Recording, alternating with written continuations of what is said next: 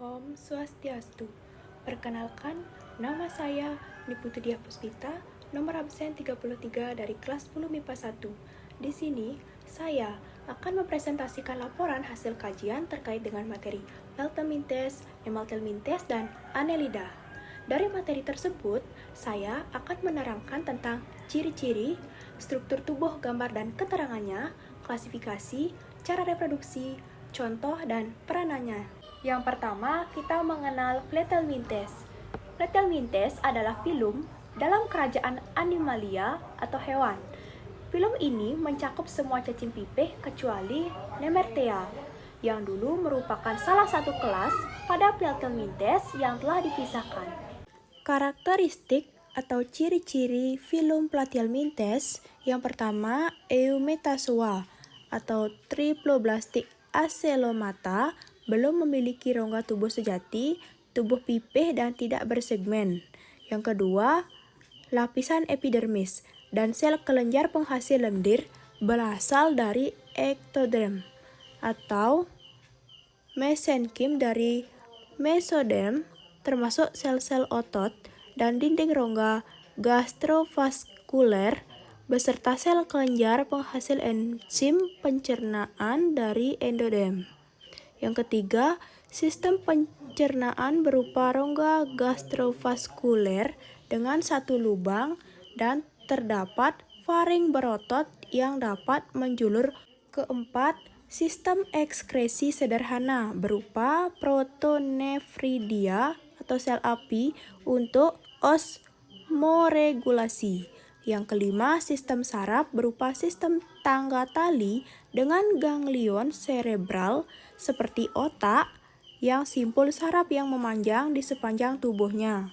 Struktur tubuh dari Platyhelminthes dapat dilihat dari gambar berikut, terdiri dari otak, faring, sel api, saluran ekskresi, tali saraf, mata ovarium, testis, faring, kelenjar semen, penis, dan lubang genital. Klasifikasi Platyhelminthes. Yang pertama, monogenia, yang terdiri dari ekstoparasit tanpa inang perantara terhadap prohaptor atau alat hisap dan opsihaptor untuk menempel. Yang kedua, turbellaria, yang terdiri dari hidup bebas atau dapat dikatakan non-parasit dan tidak ada inang, memiliki silia untuk bergerak. Terdapat mulut di bagian ventral dengan proboscis. Yang ketiga, Gescoda, yang terdiri dari endoparasit dengan inang perantara, tubuh sangat panjang, dan tersusun atas segmen palsu yang independen. Yang keempat, Trematoda, yang terdiri dari endoparasit, minimal 2 inang yaitu inang perantara atau tempat reproduksi aseksual dan inang primer tempat reproduksi seksual. Memiliki 2 alat hisap untuk melekat pada inangnya. Tubuh diselimuti kutikula, menyerap sari-sari makanan inangnya melalui faring berotot. Cara reproduksi Platyhelminthes. Yang pertama secara aseksual yang terdiri dari fragmentasi dan parthenogenesis. Fragmentasi merupakan pemotongan bagian tubuh yang masing-masing akan berkembang menjadi zooid atau calon individu cacing. Parthenogenesis merupakan perkembangan sel telur menjadi individu baru tanpa dibuahi oleh sperma. Yang kedua, secara seksual. Dapat dikatakan melalui peleburan gamet jantan dan betina secara internal atau dapat dikatakan sebagai fertilisasi internal. Platyhelminthes bersifat hermafrodit, sehingga peleburan gametnya bisa bersifat autogami dan alogami. Autogami, yang dimana gamet jantan dan betina pada individu yang sama saling membuahi. Kalau alogami, gamet jantan dan betina tetap berasal dari individu berbeda, baru terjadi pembuahan. Contoh dari Platyhelminthes, yang pertama planaria, yang kedua Bilapalium, yang ketiga cacing hati, yang keempat cacing pita. Peranan Platyhelminthes dalam bidang kehidupan. Yang pertama, di dalam bidang ekosistem. Peranannya sebagai bioindikator, lingkungan bersih, agen biokontrol dan biopestisida. Yang kedua, kita mengenal Nemathelminthes. Nemathelminthes atau cacing gilig adalah salah satu hewan invertebrata yang berbentuk silinder pemanjang yang sebagian besar cacing ini hidup sebagai parasit pada tubuh makhluk hidup. Ciri-ciri Nemathelminthes. Yang pertama, tubuh bulat panjang dengan ujung runcing. Yang kedua, permukaan tubuhnya halus dilapisi kutikula. Yang ketiga, belum mempunyai sistem sirkulasi. Yang keempat, sistem saraf merupakan saraf cincin. Yang kelima, sistem respirasi secara difusi melalui seluruh permukaan tubuh. Struktur tubuh Nemathelminthes terdiri dari cincin saraf, faring, mulut, usus, ovarium, kutikula, tempat masuknya sperma dan keluarnya ovum, pseudoxylem, anus, ectoderme, mesoderme, pseudoxylem, dan endoderme. Klasifikasi Nemathelminthes dikelompokkan menjadi dua kelas. Yang pertama, kelas nematoda. Umumnya bersifat parasit pada manusia, warnanya putih atau putih pucat, hidup di usus alus dan usus besar pada tubuh manusia. Yang kedua, kelas Nematophora, dikenal sebagai cacing bulu kuda atau cacing gordian, yang merupakan filum dari parasitoid atau hewan dangkal yang mirip dengan nematoda.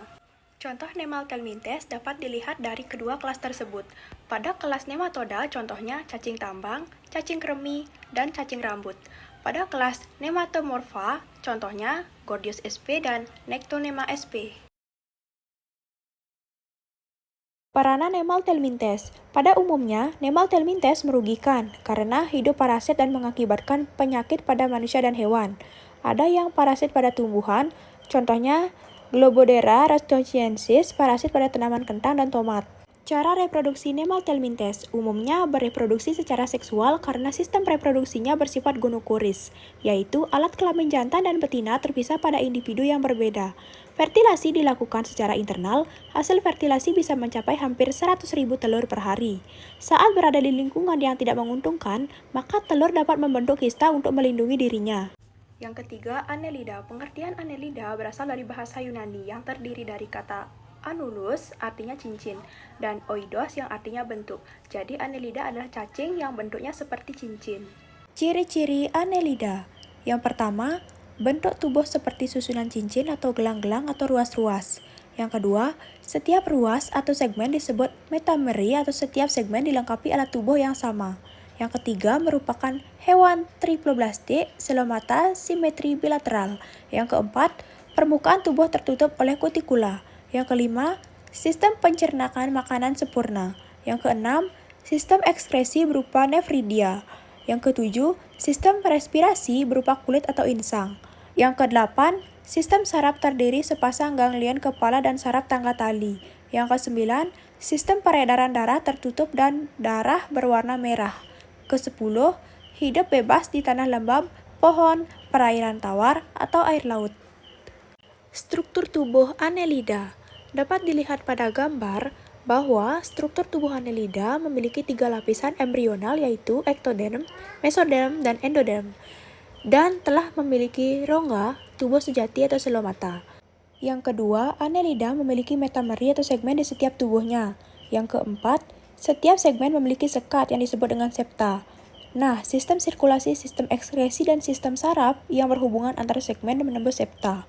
Yang keempat, rongga tubuh Annelida berisi cairan yang membantu Annelida bergerak yang melibatkan kontraksi otot dan dibantu oleh septa. Otot Annelida terdiri atas otot melingkar dan otot memanjang. Sistem pencernaan pada Annelida terdiri atas mulut, faring, esofagus, usus, dan anus. Klasifikasi Annelida dikelompokkan ke dalam 3 kelas. Yang pertama, Polychaeta atau filum Annelida yang berambut banyak, yang memiliki bagian tubuh seperti kepala, mata, sensor, dan palpus yang umumnya hidup di air. Yang kedua, Oligochaeta, filum Annelida yang jumlah rambutnya sedikit, hidup di tempat lembab dan sebagian di air. Yang ketiga, Hirudinea, dapat dikatakan filum Annelida yang tidak memiliki seta dan porapodia. Cara reproduksi Annelida yaitu bersifat hermafrodit. Hermafrodit yaitu organisme yang memiliki 2 alat kelamin pada satu tubuh yaitu jantan dan betina, tetapi sebagian besar Annelida bereproduksi secara seksual. Contoh dari Annelida dapat ditemukan dari 3 kelas tersebut. Yang pertama dari kelas Polychaeta, contohnya cacing palulu dan cacing wawu. Dari kelas Oligochaeta dapat ditemukan contoh cacing tanah dan cacing air tawar. Dari kelas Hirudinea dapat ditemukan contoh seperti lintah atau pacet. Peranan Annelida. Kita mengenal dua peranan, yaitu menguntungkan dan merugikan. Yang menguntungkan terdiri dari yang pertama, cacing wawo dan cacing palulu sebagai bahan makanan karena mengandung protein. Yang kedua, tubifex sp untuk makanan ikan dan burung. Yang ketiga, cacing tanah sebagai bahan baku obat tifus, obat reumatik, dan obat sakit gigi. Yang keempat, lintah mengandung hirudin yang digunakan untuk membuat antikoagulan untuk keperluan transfusi darah. Yang kelima, lintah juga bermanfaat untuk membersihkan nanah pada luka yang sudah terinfeksi. Peranan merugikan. Yang pertama, terdiri dari menimbulkan penyakit pada manusia, misalnya cacing perut, cacing kremi, cacing filaria, dan cacing otot. Yang kedua, dapat menyebabkan anemia, yang terdiri dari cacing tambang, lintah, dan pacet. Yang ketiga, parasit pada hewan dan tumbuhan. Sekian materi yang dapat saya paparkan mengenai laporan hasil kajian terkait dengan materi Platyhelminthes, Nemathelminthes, dan Annelida. Apabila ada salah kata, saya mohon maaf. Saya tutup dengan para mesanti. Om Santi Santi Santi Om.